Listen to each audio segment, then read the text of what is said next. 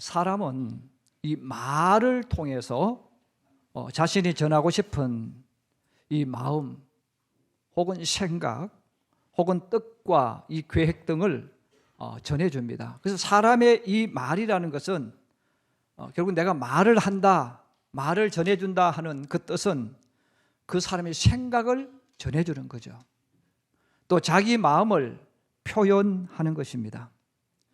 그래서 하나님께서 역시 하나님의 생각, 하나님의 계획, 하나님의 뜻 등을 말로서 사람들에게 전달해 오셨습니다. 아브라함을 찾아오신 하나님께서 그래서 아브라함에게 말씀하셨고, 모세를 부르신 하나님께서 모세에게 말씀을 하셨어요. 그리고 선지자들에게도 이스라엘 민족에게 전할 수 있는 메시지를 주셨습니다. 하나님은 오늘도 나사렛이라는 동네에 살고 있었던 마리아에게 찾아와서 또 말씀을 전합니다. 이 마리아를 찾아온 천사 가브리엘이 바로 전해준 말, 오늘 계속 반복해서 나오는 단어가 있습니다. 은혜를 받은 자여라고 했습니다. 우리 한번 따라해 주세요. 은혜를 받은 자여. 이 가브리엘 천사가 뜬금없이 마리아에게 은혜를 받은 자다 이렇게 말합니다. 왜 천사는 마리아에게 은혜를 받았다고 했을까? 실제로 그러면 마리아가 은혜를 지금 받고 있을까? 여기에 대해서 오늘 말씀드리려고 합니다. 그럼 왜 천사는 마리아에게 은혜를 받았다고 하면서 소식을 전해 주었을까요? 우리 한번 따라해 주세요. 하나님의 눈으로 볼 때 마리아는 은혜 받은 자였다. 그래서 천사가 마리아에게 은혜 받은 자라는 것은 바로 하나님 눈으로 보는 거예요. 여러분, 성경은 내 생각이나 사람의 눈으로 볼 수 있는 것을 말씀하는 게 아니라 하나님의 눈으로 보는 것을 말씀하는 거예요. 하나님께서 이렇게 하나님의 계획, 하나님의 뜻을 가지고 사람들에게 말을 전해주지만 그 말을 똑같은 시간에 사람들이 앉아 들어도 해석하는 게 달라요. 받아들이는 게 다릅니다. 생각하는 게 다릅니다. 왜냐하면 똑같은 메시지라도 듣는 사람의 입장이 달라요. 듣는 사람의 수준이 달라요. 듣는 사람의 지적 능력이 다 달라요. 그래서 하나님의 메시지를 듣고도 사람들이 각자 자기가 받은 것을 이야기하는 거예요. 우리 사람이 가지고 있는 가장 큰 약점 중에 하나가 우리는 어떤 일이 있을 때, 누가 어떤 말을 했을 때, 또 심지어 하나님이 말씀하셨을 때도 우리 사람들은 자기의 눈, 사람의 눈으로 본다는 겁니다. 이 사람의 눈이라는 것은 멀리를 못 보는 거예요. 사람의 눈은 항상 지금을 봅니다. 현실을 보는 것이죠. 그 지금을 보고 현실을 보기 때문에 하나님의 계획, 하나님의 임재, 하나님의 역사를, 하나님의 세계를 이해할 수가 없습니다. 그래서 요나처럼 니느웨이로 가서 이 니느웨이의 멸망을 외쳐서 사람들을 구원하라고 말씀했을 때 요나가 도망을 가는 거예요. 요나는 하나님의 음성을 들었을 때 왜 도망갔을까요? 바로 지금 요나 자신이 처해 있는 자신의 눈으로 자신의 세계를 보는 거예요. 지금 요나의 눈에 보여지는 이 니느웨이는 아시리아의 수도죠. 근데 이 아시리아라는 나라는 누굽니까? 이스라엘의 원수입니다. 이 아수리아라는 나라는 당시 세계에서 최고로 큰 나라, 강대한 나라죠. 근데 이 나라가 옆에 있는 이스라엘을 늘 건드리는 거예요. 툭툭 치는 거예요.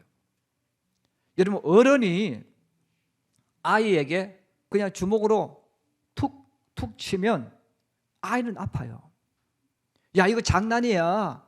내가 재미로 쳐. 아무리 그렇게 말해도 치는 어른은 장난이 될 수 있어요. 그러나 만든 아이에게는 고통입니다.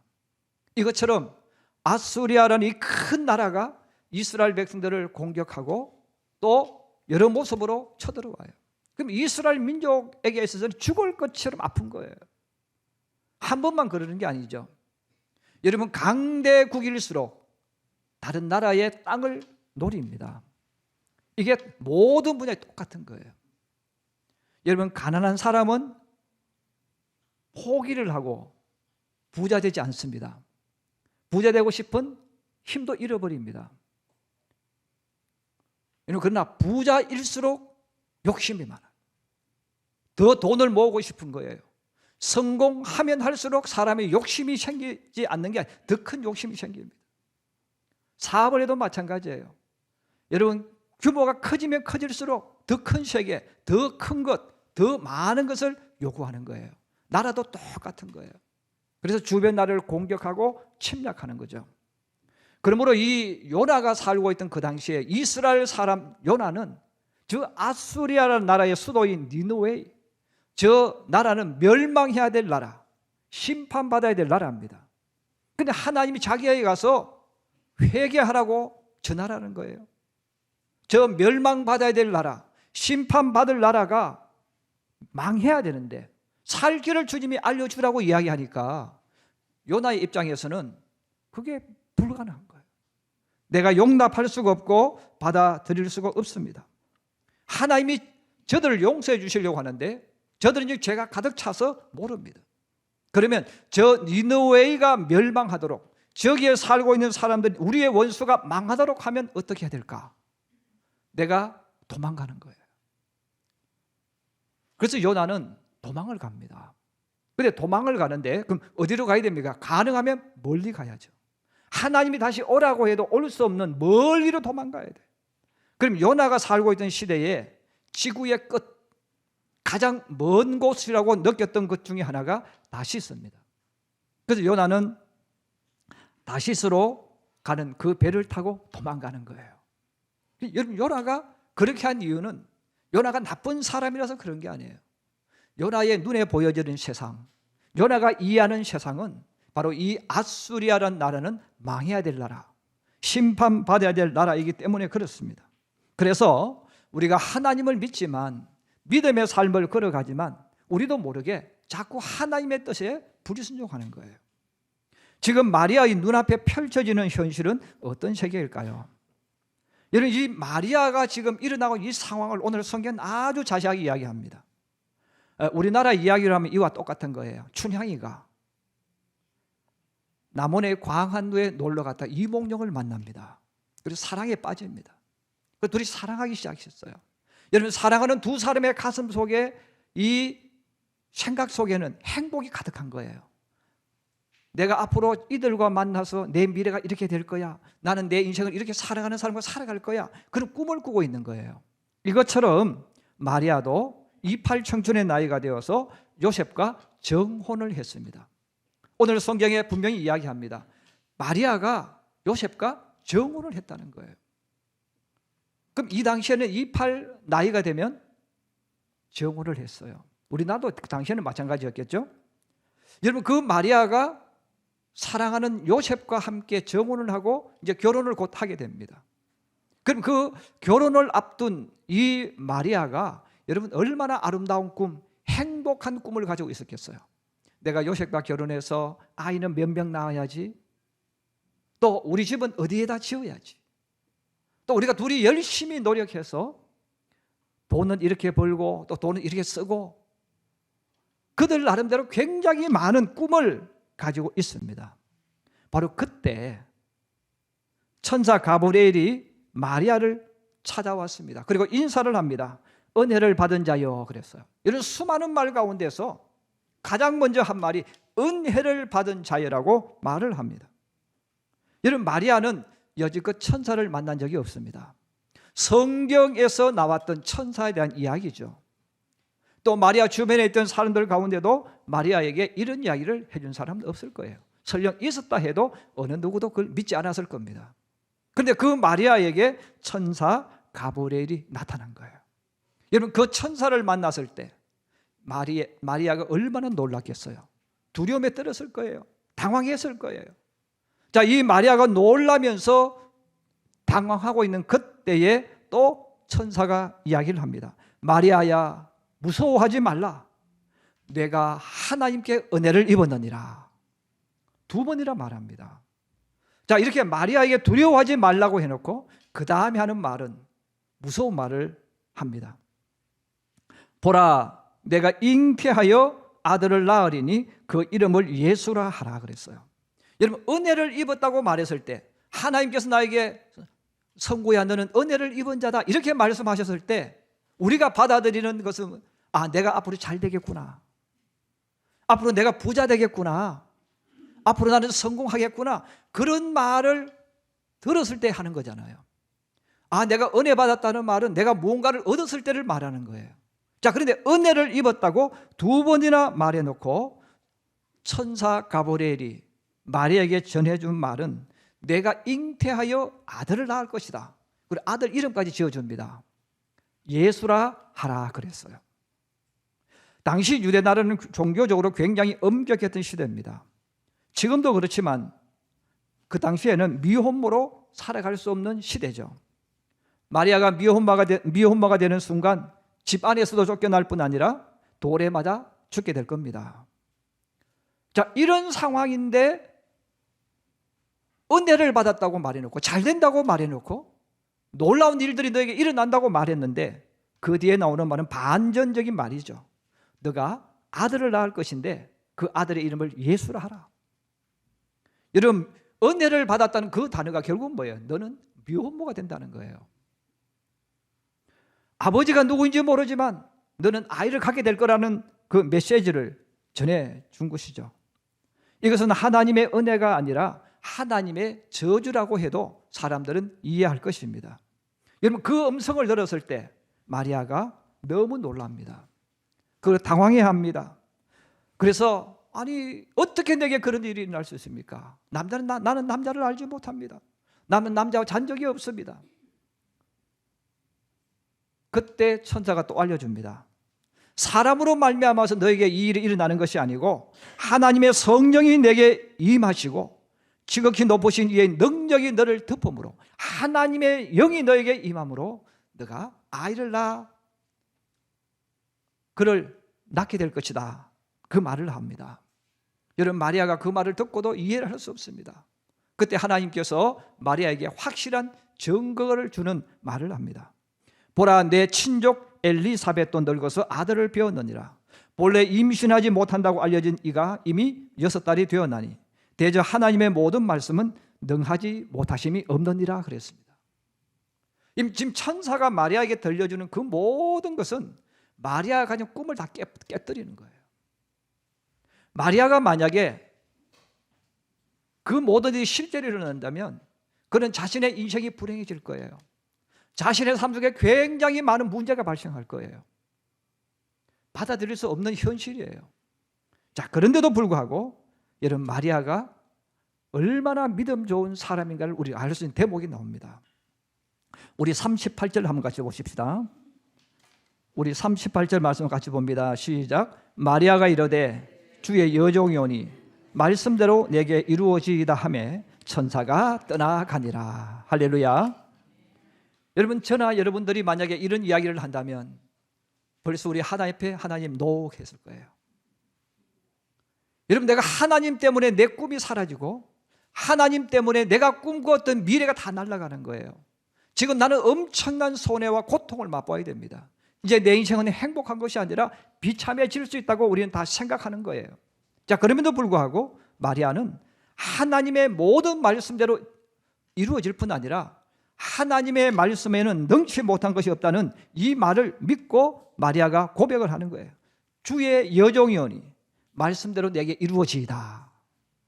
하나님, 내가 손해난다 할지라도, 내 인생이 망가진다 할지라도, 내가 많은 손해가 오고 내 인생이 고난이 온다 할지라도 하나님, 그 말씀대로 제게 이루어지게 하여 주시옵소서. 바로 그 고백을 했습니다. 그리고 그 고백을 한 이후에 천사가 떠나고 마리아는 천사가 말한 증거를 보러 갑니다. 자기의 친족 엘리사벳을 찾아간 거예요. 그 엘리사벳을 찾아갔는데 찾아가 보니까 벌써 천사가 말한 그대로 엘리사벳이라는 이 여인이 나이가 많은 여인입니다. 아이를 낳을 수 없는 여인입니다. 그 여인이 임신해서 6개월이 되어 있습니다. 그리고 그 엘리사벳과 3개월 동안 같이 있으면서 자기에게 어떤 일이 일어났는가를 다 이야기해 주는 거예요. 자기 남편 사가랴가 하나님의 성전에서 예배를 인도하다가 제사를 준비하다가 천사를 만났고 그 천사가 똑같은 가버리에요. 그리고 그 천사로 말미암아서 자기에게 이루어진 이 모든 일들을 다 설명해 줍니다. 그리고 그 3개월 동안 있으면서 그때 마리아가 답을 딱 내리는 게 있습니다. 천사가 찾아와서 내게 말할 때 내가 그 말을 이해하지 못했지만 그 모든 일이 이루어진 것을 보고 마리아는 스스로 받아들이는 거예요. 아, 내가 하나님의 은혜를 받은 자구나. 그 사실을 받아들였다는 겁니다. 자, 이것이 내게 믿어지고 깨달아짐으로 인해서 마리아가 하나님에 오히려 감사를 해요. 이런 미혼모가 되는 것과 똑같은 위치가 되어지는데도 찬송을 합니다. 그래서 누가복음 1장 46절에서 48절에 보면 이렇게 고백합니다. 마리아가 이르되 내 영혼이 주를 찬양하며 내 마음이 하나님 내 구주를 기뻐하였으면 그의 여종의 비천함을 돌보셨습니다. 이제 후로는 만세의 날을 복이 있다 일컬으리로다 했습니다. 이런 사람의 눈으로 볼 때 마리아는 정말 불행한 아가씨입니다. 그러나 하나님의 눈으로 볼 때 본인이 뭐라고 고백합니까? 만세의 날을 복이 있다 일컬이로다. 하나님의 눈으로 보면 지금은 내가 욕먹고 고난당하고 엄청난 손해가 내게 올지 모르지만 그러나 하나님의 눈으로 볼 때 시간이 지나가면 모든 사람들이 나를 복 있는 여자라고 말하게 될 것이다. 그러면서 기뻐하고 하나님 앞에 찬양했다는 거죠. 마리아는 본인의 입으로 고백한 것처럼 하나님 앞에서 여종과 같은 비천한 신분입니다. 이런 여종과 같이 비천한 신분이 어떻게 만왕의 왕이신 하나님 앞에 설 자격이 있겠어요? 하나님 앞에 설 자격도 능력도 지식도 힘도 없습니다. 그런데 하나님이 그런 마리아를 찾아오셨다는 거예요. 그리고 그 하나님께서 마리아에게 찾아오셔서 가장 고귀한 일을 맡깁니다. 이것도 하나님의 눈으로 보는 거예요. 사람의 눈으로 봤을 때는 고귀한 일이 아니죠. 십자가 지는 것이고 내가 죽는 것이고 내가 손해보는 것이고 내가 망하는 거예요. 그러나 하나님의 눈으로 봤을 때 하나님이 내게 주신 일은 고귀한 일입니다. 바로 이 마리아에게 주어진 고귀한 일, 하나님 특별히 부탁한 그 일이 뭡니까? 이 땅에 오실 메시아를 잉태하여 낳는 일입니다. 자, 마리아는 이 모든 일이 자기의 일어남으로 인해서 고통이 있지만 이제는 확신한 거예요. 만세의 날을 복 있다 할 것이다. 세월이 지나가면 나는 복 있는 사람으로 되어 있다는 거예요. 이것을 확신하면서 하나님을 찬양합니다. 여러분, 대통령이 되면 대통령은 장관들을 임명해요. 여러분, 장관은 각 부서에서 최고의 지위와 권세를 가진 최고의 리더자들입니다. 그런데 대통령은 아무나 앉히지 않습니다.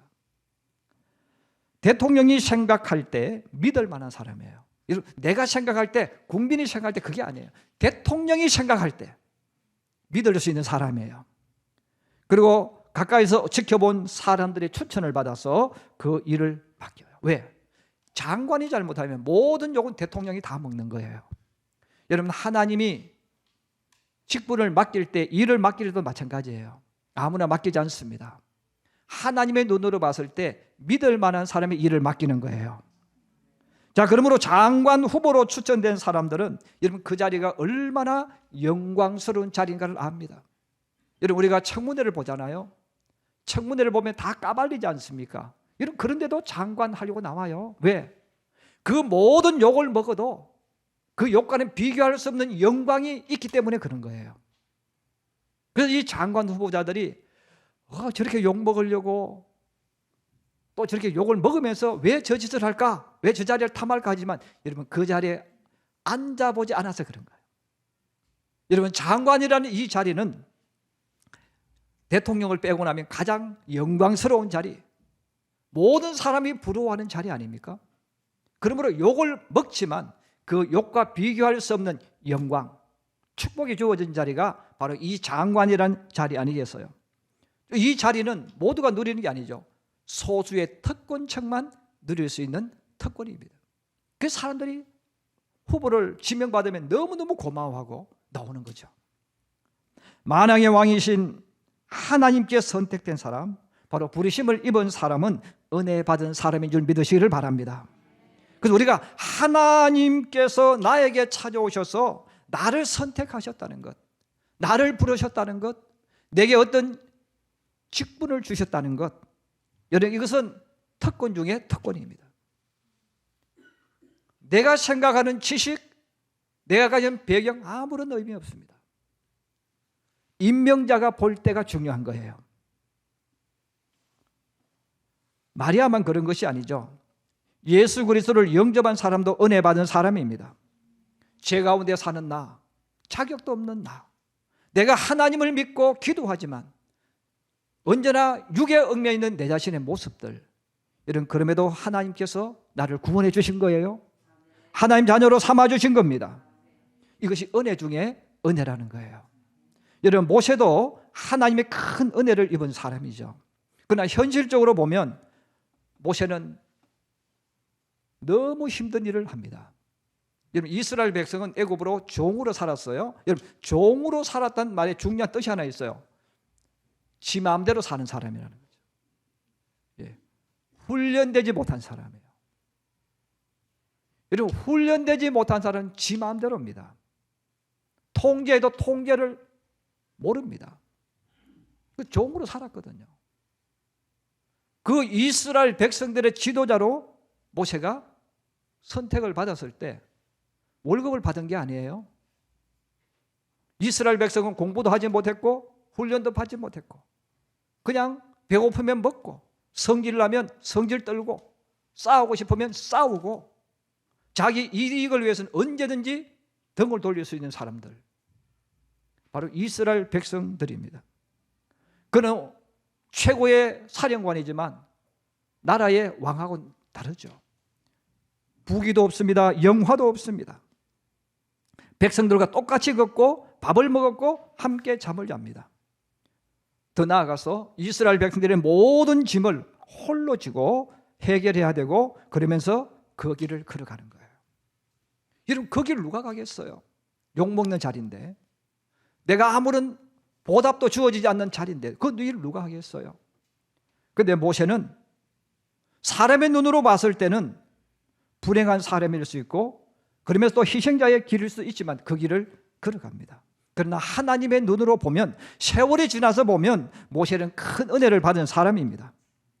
하나님 때문에 양측에서 벗어나서 이스라엘의 최고의 지도자가 되었어요. 하나님 때문에 이방인으로 살다가 진짜 이스라엘 백성이 되었습니다. 하나님 때문에 적과 꿀이 흐르는 가나안 땅을 보고 죽었습니다. 우리로 말하면 천국을 보고 죽었다는 것이죠.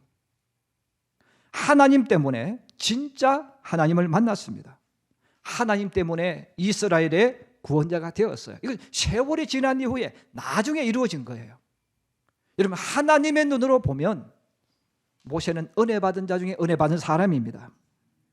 바로 오늘을 사는 우리들도 똑같다는 겁니다. 믿음의 길을 걸어가는 신앙인들도 사람의 눈으로 보면 참 불쌍한 사람들이에요. 오늘 주님 앞에 나와서 예배 드리는 여러분들은 참 불행한 사람들, 참 불쌍한 사람들입니다. 특별히 예수를 열심히 믿는 사람일수록 더 불행하고 불쌍하고 손해를 많이 맛보는 사람들입니다. 왜냐하면 예수님 때문에, 예배 때문에 너무 많은 것을 희생하는 거예요. 여러분 토요일까지 금요일 열심히 일을 하고 오늘은 입을 붙잡고 12시가 되도록 뒹글뒹글 해야 돼요. 예. 근데 여러분 나왔잖아요.